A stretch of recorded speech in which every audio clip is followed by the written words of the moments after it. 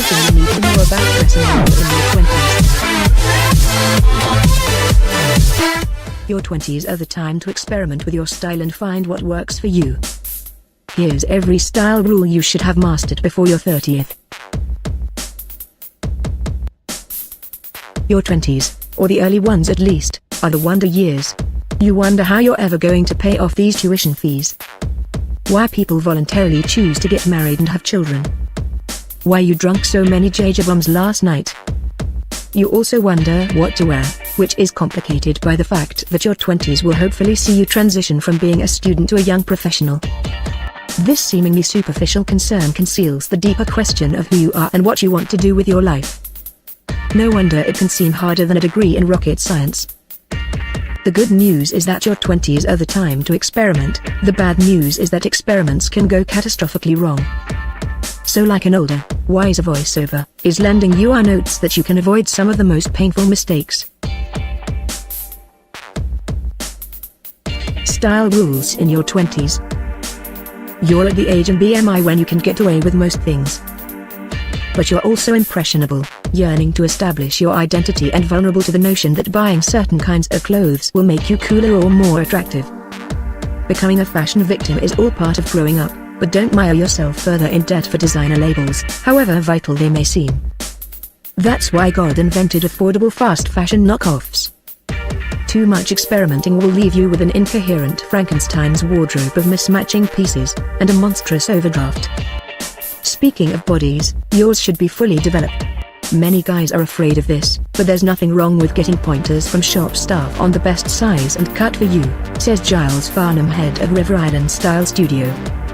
The result of all those experiments is the knowledge that some things don't suit you.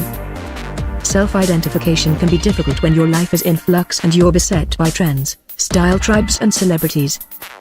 While at uni, I bought a cafe racer biker jacket and beanie in an attempt to replicate Justin Timberlake in the video for Like I Love You. But it didn't make me look like JT, or like I rode a bike, or feel right, however desperately I wanted it to. If you're not that kind of person, then it's just fancy dress, and unconvincing at that. Investing in key pieces is not wise when you're a workie. Without a critical mass of garms, you'll run them into the ground.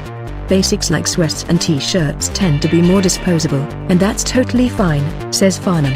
There's no need to fill your wardrobe with designer white tees that will wear out after a few hot washes. You're better off alternating two inexpensive suits than hammering a pricier one. Wait until your wardrobe's stocked, and you're getting paid, before you upgrade. Dressing for the job you want might be a sound principle, especially if your current position is on the sofa watching daytime TV, but it's not always practical. Conversely, turning up to a grad scheme looking like Gordon Gekko is going too far. You don't have to spend money to look money, says Farnham, who recommends taking off peg suits to a local tailor for adjustments. Polishing your shoes, ironing your shirts and trimming your nails meanwhile only costs time. They say that it's better to regret something that you have done than something that you haven't. Getting a tattoo is a notable exception. Yes, body art is more socially acceptable now, but if it's permanently visible, inappropriate or just plain bad, then it can still cost you future careers, cover-ups or removal. Youthful exuberance can be as intoxicating as Freshers' Week, but a lot of stuff that you care about now will fade. Ill-conceived ink won't. If this all sounds more sententious than a fortune cookie, apologies. But with any luck, you haven't yet learned that there are more important things than exam results, so try and keep in mind that clothes are not life or death. Besides, it's not like there's some infinitely capacious, publicly accessible repository where photographic evidence of all of your sartorial transgressions will be recorded for posterity and periodically resurfaced as memories. Key wardrobe additions in your 20s. A slim pair of black jeans is as close to standard issue as you'll come in your most experimental decade. They pair with blazers and biker jackets, smart shoes and sneakers, so they work whatever your evening plans, from gigs to dinner with the parents. If you don't want to murder out your wardrobe, indigo is just as versatile and just as essential. Whether you're scaling the corporate ladder or not, a rail of white shirts is a sartorial safety net for any grown-up. Keep a high-quality, well-fitting, stiff-collared and seldom-worn option in your wardrobe for job interviews, weddings and other formal emergencies. Then mix easily replaced cheap alternatives for the 9-to-5 with a couple of button-down Oxfords for more casual appointments. If you work in anything resembling a corporate environment, a proper pair of shoes is one of the unwritten rules of the staff handbook. For the most formal offices, only a pair of Oxfords will do, but assuming your employer is at least pretending to be forward-looking, a pair of derbies or brogues give you more opportunities to wear off-duty. Fast becoming menswear's first name on the team sheet, the bomber jacket can play in almost any position, teaming up with sportswear, tailoring and everything in between. The key is deciding which type best fits your style. A classic MA1 brings some military precision to streetwear, while slimmer cut leather options can happily replace a blazer. In the middle of the park, Harrington jackets and woolen styles span the vast and confusing smart casual spectrum. The one your parents dressed you up in for your aunt's second marriage doesn't count. This is the first suit you handpick yourself, and that matters. First things first, buying off the high street peg is perfectly acceptable. Just keep a little budget back and get it altered so that it fits like something made to measure. And while you can opt for something individual in a pastel color or with a loud check, the boring truth is that you'll get a lot more wear from a well-cut 2-button style in grey or navy. In the last 10 years, menswear has become a lot more utilitarian, and frankly what that means is, it's become easier. Certain staples are able to tie entire wardrobes together, perhaps none more so than the simple white trainer. The same pair can work with everything from denim to suiting to tracksuits, just keep them pared back and clean. If you're building a wardrobe from the bottom up, this is your first brick. Let's assume your old man didn't hand down a Patek Philippe on your 18th birthday. It's probably for the best. In your 20s, what you really need on your wrist is a watch that can withstand a few scrapes and pair with a range of outfits. Depending on your style, something steel is your safest bet. Try a minimalist design or a watch on the more reserved side of sporty. It will work under a shirt cuff at the office, and you needn't take it off for the weekend. Style icons in their 20s. The multi-directional Malik swerves any and every way the fashion winds blow, whether that's dyeing his hair pink or turning up to the Met Ball in a tux with armored arms like a cross between Tony Stark and Iron Man. A flex too far? Maybe. But you have to admire the 24-year-old's mettle. If there's one thing more terrifying than a killer clown, it's growing old. At 27, Boy Skarsgård, younger brother of Alexander, is closer to his 30s than his teens. But by sticking to minimalist Scandinavian principles, he can rock it down with the kid's long-line bomber without looking like a joker.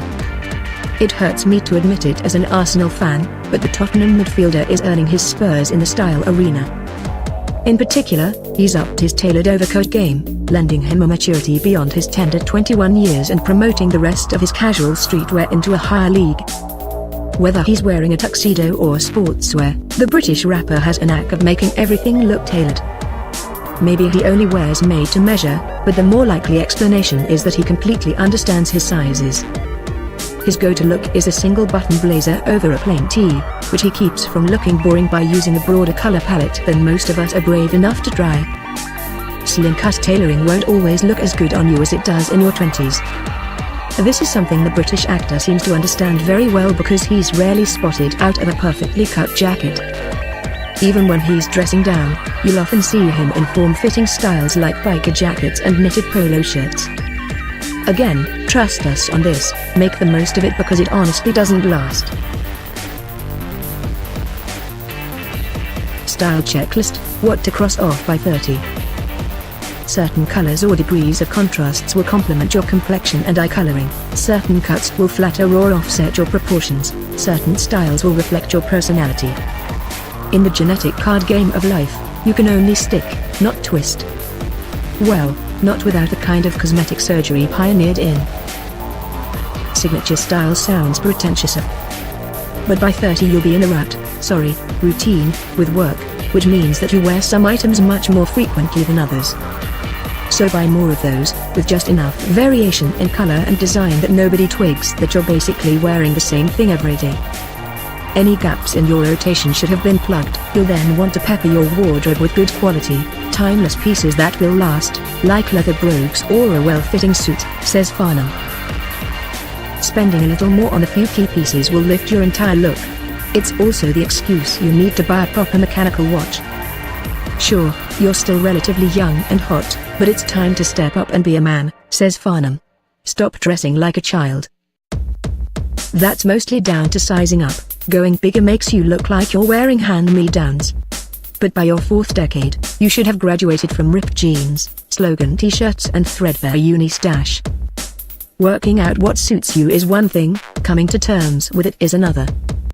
Like a 6-figure salary or a six-pack, clothes won't make you a different, happier person. The right ones will do a lot, but ultimately they can only help you be the best version of yourself, not Zayn Malik, Justin Timberlake or anybody else.